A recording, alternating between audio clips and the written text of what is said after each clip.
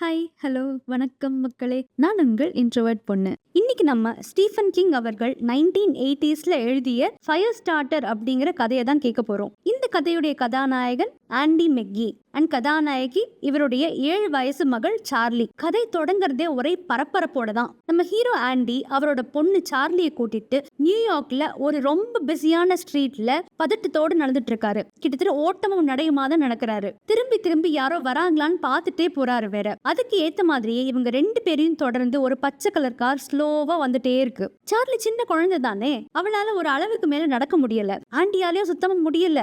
ஆனா குழந்தை கஷ்டப்பட்ட அப்பாக்களுக்கே உண்டான அந்த ஸ்ட்ரென்த் எப்படியோ வந்துரும்ல. அதனால ஆண்டி சார்லியை தூக்கிட்டு வேகமா நடக்கிறாரு. ஈவினிங் டைம், செம்ம கிரௌடடான ஏரியா.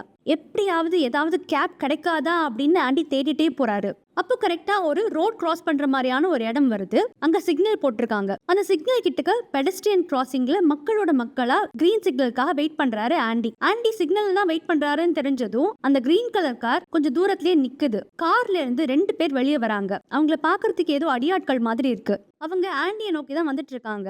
ஆண்டிக்கு பதட்டம் தாங்கல. அடிச்சு புடிச்சு எப்படியோ கிராஸ் பண்ணி அங்க ஒரு கேப் வெயிட் பண்றதையும் பாத்துட்டாரு. இவர் கேப் உள்ள போக போறாரு அப்படிங்கறத தெரிஞ்சதும் அந்த அடியாட்கள் வேகமா ஹே நில்லு நில்லு அப்படின்னு கத்திட்டே வராங்க. நாங்க போலீஸ் போலீஸ்னு கத்துறாங்க. ஆண்டி அதெல்லாம் கண்டுக்காத மாதிரி இருக்காரு. அந்த கேப் டிரைவர் இவரை பார்த்து கேக்குறாரு, உங்களை தான் துரத்துறாங்களா அப்படின்னு. ஆண்டி என்ன சொல்றாரு, அவங்க என்ன துரத்தல, அதுவும் அங்க தொப்பி போட்டு ஒருத்தர் போறாரு இல்லையா, அவரு தான் துரத்துறாங்க அப்படின்னு சொல்லிடுறாரு. உண்மையிலேயே அங்க யாருமே தொப்பி போட்டு நடக்கிற மாதிரி இல்ல. ஆனா கேப் டிரைவர் ஏதோ பார்த்த மாதிரி, ஓ அப்படியா, சரி சரி அப்படின்லாம் பேசிட்டு இருக்காரு. ஆண்டி சார்லிய கேப்குள்ள ஏத்திட்டு அவரும் சார்லி பக்கத்துலயே போய் உட்காந்துக்கிறாரு. கேபும் கிளம்பிடுது. எப்படியோ தப்பிச்சிரும் நிம்மதி பெருமூச்சு விடுறாரு. கேப் டிரைவர் கேக்குறாரு எங்க போகணும் அப்படின்னு. ஆண்டி சொல்றாரு, எங்களை அல்பேனி ஏர்போர்ட்ல டிராப் பண்ணிடுங்க அப்படின்னு. இவர் சொல்ற இந்த ஏர்போர்ட் ரொம்ப தூரம் இருக்கு போல இருக்கு. அவ்வளவு தூரம் கேப் டிரைவர்ஸ் போக மாட்டாங்க போல இருக்கு. இத சொன்னதும் ஆண்டி என்ன பண்றாரு, இவருடைய பாக்கெட்ல இருந்து $1 நோட் ஒன்னு எடுக்கிறாரு. ₹1 நோட் மாதிரி. அதை எடுத்து இந்த கேப் டிரைவருடைய கையில வைக்கிறாரு. பின்னாடில இருந்து ஃப்ரண்ட்ல இந்த டிரைவர் சீட்ல இருக்கிற கேப் டிரைவர் கிட்ட பாஸ் பண்றாரு. இந்தாங்க, நான் $500 பே பண்ணிடுறேன். நீங்க தயவு செஞ்சு எங்களை அல்பேனி ஏர்போர்ட்ல டிராப் பண்ணிடுங்க அப்படின்னு சொல்றாரு. அந்த கேப் டிரைவரும் அந்த நோட்டை பார்த்துட்டு ரொம்ப குஷி ஆயிடுறாரு. ஓ ரொம்ப சந்தோஷம், தேங்க்யூ அப்படின்னு அவருடைய பாக்கெட்ல வச்சுக்கிறாரு. உங்களை அல்பேனி ஏர்போர்ட்ல டிராப் பண்ணிடுறேன் அப்படின்னு சொல்லிடுறாரு. ஒண்ணுமே புரியல. ஓகே, இப்ப நம்ம தெளிவா பார்க்கலாம். கதை போற போக்குல தான் நம்மளுக்கு பல விஷயங்கள் தெரிய வரும். அதுல சில விஷயங்கள் இதோ. நம்ம ஆண்டிக்கு கொஞ்சம் சூப்பர் பவர்ஸ் இருக்கு. இவரால ஒருத்தரை டெலிபதி மூலமா இன்ஃப்ளூயன்ஸ் பண்ண முடியும். இல்லாத ஒரு விஷயத்த இருக்கிற மாதிரியும் ஒரு விஷயத்த இன்னொரு விஷயம் மாதிரியும் நம்ப வைக்க முடியும். இதுக்கு மேல ஒரு பர்சனோட டெசிஷனை கூட இன்ஃப்ளூயன்ஸ் பண்ண முடியும் ஆண்டியால. இந்த பவர் யூஸ் பண்றத புஷ் அப்படின்னு ரெஃபர் பண்ணுவாரு ஆண்டி. மென்டல் புஷ் மாதிரி. ஆனா அவர் இந்த பவர்ஸை யூஸ் பண்ணினா அவருக்கு செம்மைய தலைவலிக்கும். இந்த பவர் யூஸ் பண்ணும் பொழுது ஆண்டியோட பிரெயின் ரொம்ப ஸ்ட்ரெயின் ஆகும்.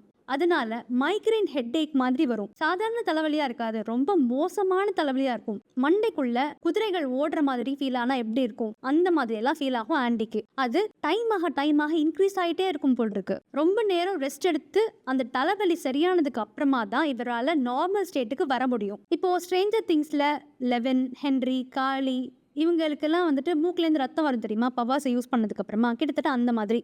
ஸோ இப்படி தான் அந்த கேப் டிரைவரை இல்லாத ஒரு பர்சன் இருக்கிற மாதிரி நம்ப வச்சிருந்திருக்காரு. அதே மாதிரி $1 நோட் எடுத்து $500 அப்படின்னு நம்ப வச்சிருந்திருக்காரு. அண்ட் இந்த பவர்ஸை யூஸ் பண்ணதுனால செம்மையா தலை வலிக்குது. அந்த கேப்லேயே அப்படியே கண்ணை மூடி தூங்கிடுறாரு ஆண்டி. இவர் தூங்கும் பொழுது பல நினைவுகள் பிளாஷ்பேக்கா வர ஆரம்பிக்குது. இவருக்கு இந்த பவர்ஸ் எப்படி கிடைச்சதுன்னா, சுமார் 12 வருஷங்களுக்கு முன்னாடி ஆண்டி காலேஜ் படிக்கும் பொழுது ஒரு எக்ஸ்பெரிமெண்ட்டுக்கு வாலண்டியர் பண்ணிருந்திருக்காரு.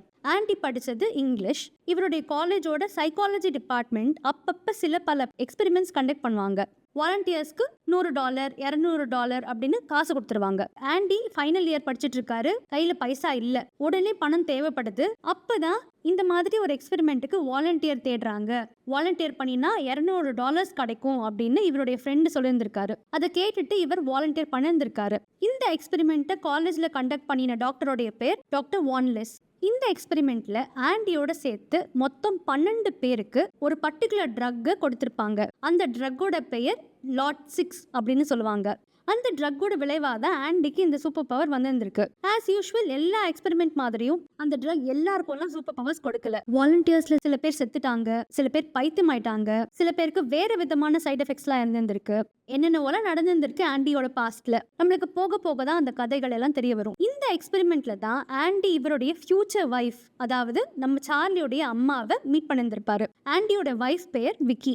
ஆனா அவங்க இப்போ உயிரோட இல்ல. என்னன்னா இந்த எக்ஸ்பெரிமெண்ட் எல்லாம் கண்டக்ட் பண்ணினது கவர்மெண்டோட ஒரு என்டிட்டி தான். அந்த என்டிட்டியோட பெயர் த ஷாப் அப்படின்னு சொல்றாங்க. அது கவர்மெண்டோட ஒரு டிபார்ட்மெண்ட் தான். கிட்டத்தட்ட ஹாக்கின்ஸ் லேப் மாதிரின்னு வச்சுக்கலாமே. இப்ப நடந்துட்டு இருக்கிற நிகழ்காலத்துல ஆண்டியை துரத்துறாங்கல்ல சில பேர் அந்த கிரீன் கலர் கார்ல, அவங்க இந்த ஷாப் டிபார்ட்மெண்டோடைய அடியாட்கள் தான். கிட்டத்தட்ட ஒரு வருஷம் முன்னாடி ஆண்டியோட வைஃப் விக்கிய இந்த ஷாப்பை சேர்ந்த சில ஆட்கள் பயங்கரமா டார்ச்சர் பண்ணி ஏதோ ஒரு உண்மையை கேட்டிருந்திருக்காங்க. இந்த டார்ச்சரை தாங்க முடியாது, நான் உண்மையை சொல்லிடுறேன் அப்படின்னு விக்கி கதறி இருந்திருக்காங்க. அந்த ஷாப்பை சேர்ந்த மக்கள் கிட்டக்க விக்கி ஏதோ உண்மையை சொல்லியிருந்திருக்காங்க. ஆனாலும் ஏதோ காரணத்தினால அந்த ஷாப்பை சேர்ந்த ஆட்கள் விக்கிய கொன்னுட்டாங்க.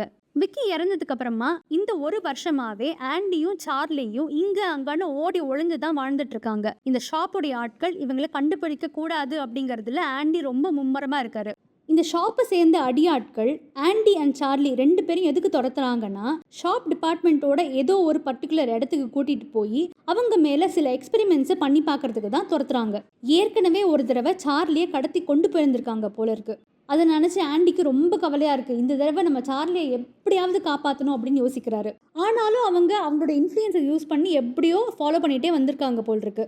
ஆனால் இது வரைக்கும் லக்குனால ஆண்டி அவங்க கண்டுபிடிக்கிறதுக்கு முன்னாடியே ஒரு இடத்துலேருந்து இன்னொரு இடம் அப்படின்னு மாறிட்டே இருந்திருக்காரு. அப்படிதான் ரீசெண்டாக நியூயார்க்ல வந்து வாழ்ந்துட்டு இருந்திருக்காங்க ஆண்டியும் சார்லியும். ஆனால் இந்த ஷாப்புடைய ஆட்கள் இவங்களை எப்படியோ கண்டுபிடிச்சிட்டாங்க. கண்டுபிடிச்ச அடுத்த செகண்ட் பேங்க் அக்கௌண்ட் எல்லாம் ஃப்ரீஸ் பண்ணி எதுக்குமே ஆக்சஸே இல்லாத மாதிரி பண்ணிட்டாங்க போல. ஸோ இப்போ கூட ரெண்டு பேர்கிட்டயும் சல்லி பைசா கிடையாது. அதனால தான் கடைசி $1 நோட்டு தான் இருந்தது. அதை வச்சு எப்படியான தப்பிக்கணும், சார்லியை எப்படியாவது சேவ் பண்ணணும் அப்படிங்கிறதுனால தான் ஆண்டி இந்த கேப் டிரைவர் ஏமாத்தி இருந்திருக்காரு அவருடைய பவரை யூஸ் பண்ணி.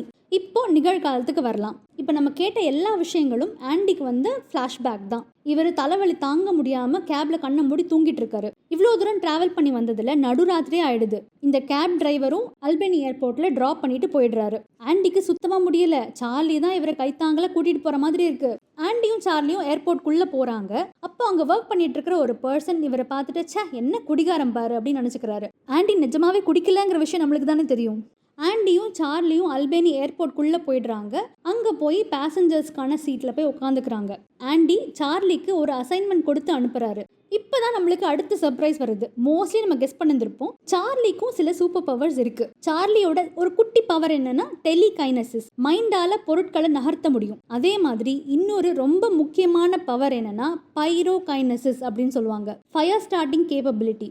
மேட்ச்ஸ்டிக் இல்லாமல், லைட்டர் இல்லாமல், கற்கள் எதுவுமே இல்லாமல் மைண்டாலேயே இவளால் ஃபயரை ஸ்டார்ட் பண்ண முடியும். இப்போ இன்னொரு விஷயம் நம்மளுக்கு என்ன தெரிய வருதுன்னா, சார்லியோடைய இந்த ஃபயர் ஸ்டார்டிங் பவர் இவளுடைய கண்ட்ரோலே இல்லாமல் நடக்கிற விஷயமா தான் இருக்குது. இப்போ ஆண்டி இவளுக்கு என்ன அசைன்மெண்ட் கொடுத்துருக்காருன்னா, சார்லி இந்த ஏர்போர்ட்டில் இருக்கிற பே ஃபோன்ஸ் இருக்கும் இல்லையா, நம்ம காயின் போட்டு பேசுவோமே, அந்த மாதிரி பே ஃபோன்ஸ்க்கு போய் இவளுடைய பவர்ஸை யூஸ் பண்ணி கொஞ்சம் காசு திருடணும். திருடுறது தப்புன்னு இவளுக்கு நல்லா தெரியும். அதே மாதிரி சார்லியோட கண்ட்ரோலே இல்லாமல் ஸ்டார்ட் ஆகிற இந்த ஃபயரும் ஒரு பேட் திங் அப்படிங்கிறது சார்லிக்கு நல்லாவே தெரியும். ஆனால் இப்போதைக்கு வேற வழியே கிடையாது. ரெண்டு பேரும் எப்படியாவது அந்த ஷாப் ஆட்கள் கிட்ட இருந்து தப்பிச்சே ஆகணும் அப்படிங்கிற விஷயம் சார்லிக்கும் நல்லா தெரியும். அதனால மனசை கல்லாக்கிட்டு ஒரு வேதனையோட தான் காசு திருட போறா.